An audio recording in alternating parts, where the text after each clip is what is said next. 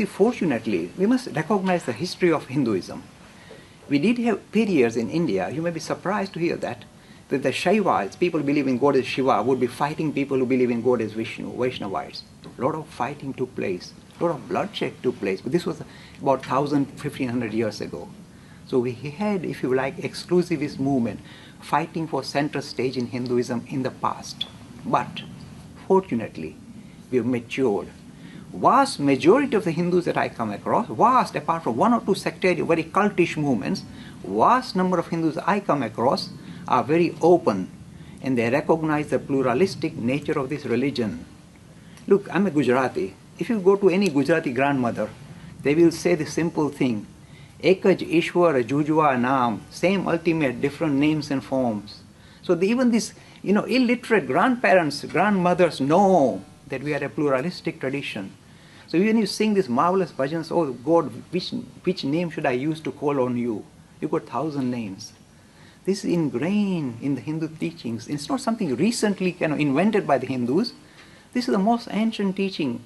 The mature sages of the Hindu tradition in the Rig Veda said, Ekam Asata Vipra Bahuda Vadanti. The same ultimate can be approached in a variety of different ways.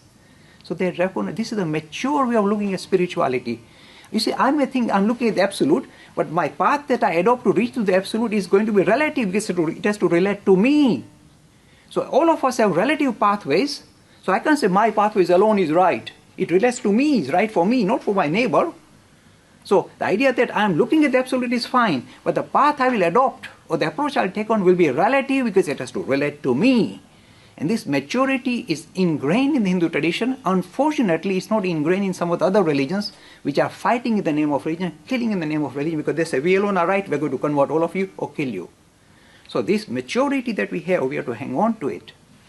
And in a way, this is most required prescription to bring about peace in the modern world environment. You can see that headlines every day, terrorism in the name of religion.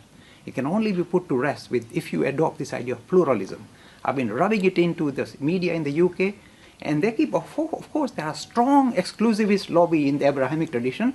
They cannot stand me. Free e-learning course in Hinduism. To register, please visit www.hindu-academy.com. Talks on Hinduism.